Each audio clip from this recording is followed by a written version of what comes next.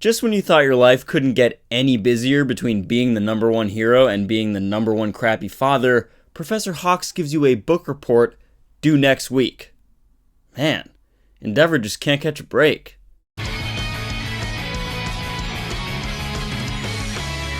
What's up guys, it's Truth Hero, and welcome back to another My Hero Academia chapter review. It's seriously been too long. I've really missed you guys. But today we'll be discussing Boku no Hero Academia chapter 244 of the manga. Everything from Endeavor's power to why him and Hawks could be out of a job real soon. And the hidden message inside Hawks' recommendation. Let's dive in.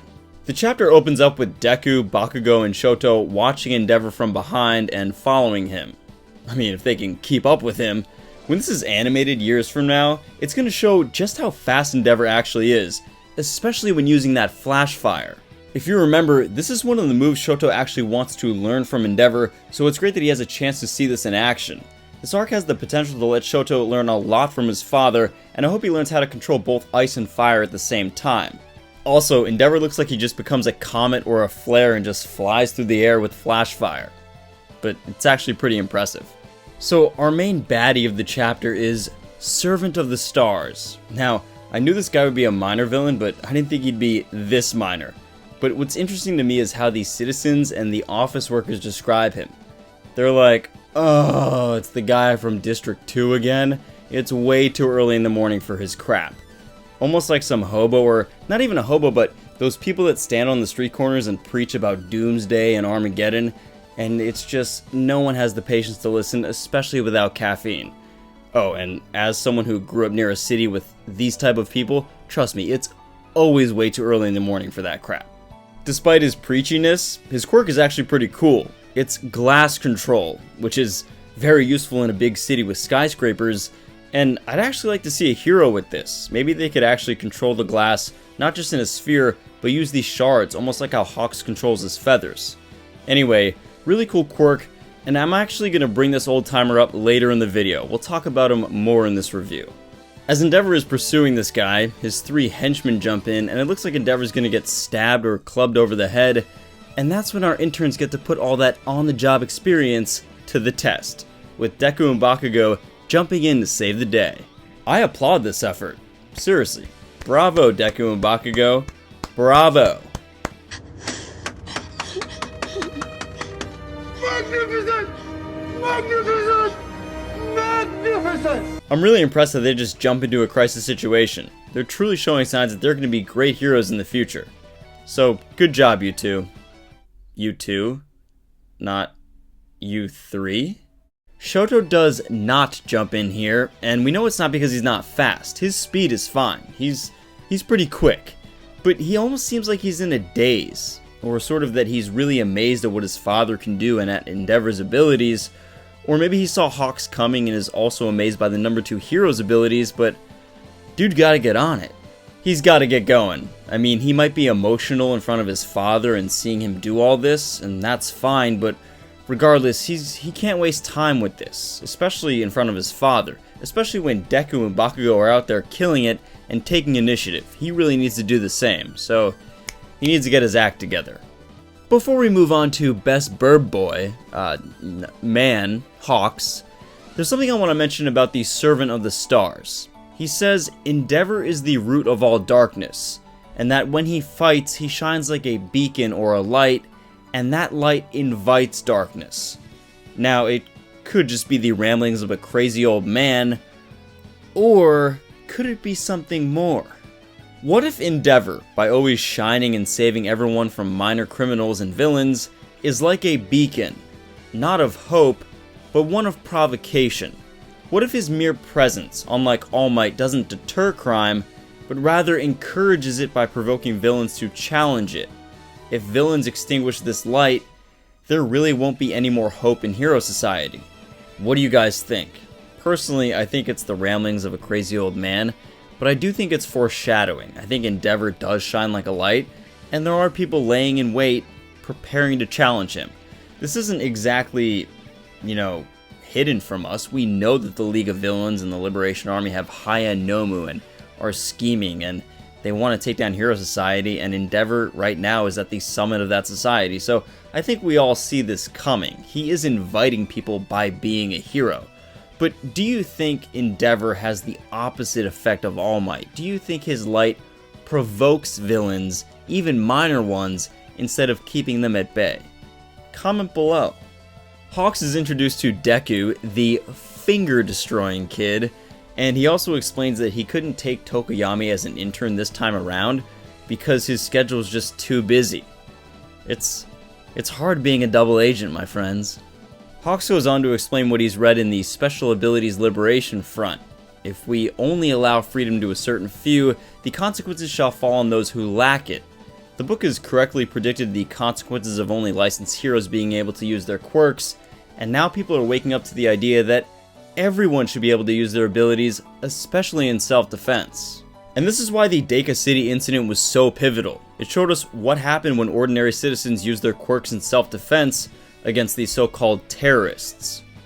They win. Besides My Hero Academia actually presenting a coherent argument for gun ownership and self-preservation, it shows us that when people can't use their quirks to defend themselves, they're really at the whims of heroes, or people hired to do that. Also, the Servant of the Stars guy, he was probably breaking the law just by preaching because he was using the glass to float himself, even before he attacked anyone. Because normal people aren't allowed to use their quirks. And honestly, it's just not fair. And now we have consequences. So, gee, thanks a lot, Hero Society. What good have you done for me? Oh, dang. I sound like the Liberation Army. See? People don't trust heroes anymore. Hawks concludes by saying, if we have the ultimate society where everyone takes responsibility for themselves, then heroes like us are gonna have way too much spare time. And we're probably gonna be out of a job. Also, out of a job, not just because if everyone used their quirks to defend themselves, we won't really need heroes and they won't be necessary, but if the villains mobilize, there won't be any heroes left. Horikoshi, you've done it again. This is such an ingenious and really creative way for Hawks to ask Endeavor to investigate the Paranormal Liberation Front / League of Villains group that's formed. Think about it. The Liberation Army, they can't get mad at Hawks for giving Endeavor the book because it's their sacred text, and technically, they want everyone to read it. Also, if they did find a suspicious passage that Hawks told Endeavor, well, so what? Destro still wrote it. Are you saying that our Supreme Leader messed up, or did he stutter? No. I don't think so. At the end of the chapter, we see that Endeavor knows exactly what Hawks is talking about, and he's immediately suspicious of the book. But my question is, how will Endeavor investigate this? Because if he goes in guns blazing immediately, then they're gonna know that Hawks tipped him off, and the Liberation Army and the League of Villains are gonna turn on the winged hero. But if he doesn't do anything drastic for a while, as we've been saying, Hawks' time is running out. So if he doesn't make a move, then Hawks might meet his fate anyway. So I really think that the Flame Hero is going to have to be very strategic when he goes about this investigation. But let me know what you guys think. Comment below.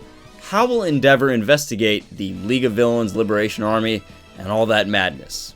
What I'd like to discuss this week is Hawks' outlook on life. Now, this isn't so critical. I mean, we could spend way more time talking about the internship and even Shoto and the emotion with his dad, but this will become critical in the end for Hawks, so I want to mention it now. The first thing I want to say is Hawks is very, very young. He's 22 years old, and when you're 22 years old, I don't think you really know what you want. I'm 26, and I still don't really know what I want. Oh, that was kind of personal, I guess. Point being, Hawks is young, and he can be easily swayed, especially by youthful dreams. So in this chapter, Hawks says to Endeavor, listen, if these Liberation Army people, if they build that perfect society that Destro was talking about, you and I, we're going to have way too much free time. We're not going to know what to do with ourselves. And what did he say in the past? Endeavor remembers that, right? He's like, I dream of living in a world where heroes have way too much spare time. So, look, I don't think that Hawks is a traitor yet. He's definitely working for the government. He's definitely working with Dobby and trying to get him to spill secrets, and he wants to take down the League of Villains. I mean, he's a hero, and I don't think we should doubt his pedigree and his experience in that field and in that regard, but I'm not sure that he's fully against them. Yes, he's against Dabi. Yes, he's against Shigaraki, the League of Villains, the High End Nomu. I don't think he wants to fight another one of those things again. So he's going to play it safe and be on their side. But I don't know that Hawks is against the Liberation Army. Now, the Liberation Army doesn't really exist anymore, and Hawks knows this, but the ideal of it still does. I mean, Redestro is still alive. It's now the Paranormal Liberation Front.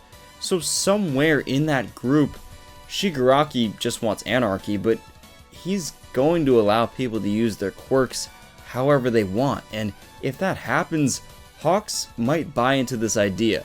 I'm not so convinced that Hawks has always wanted to be a hero. Now, he was this child who had insane ability and got sponsored by the government.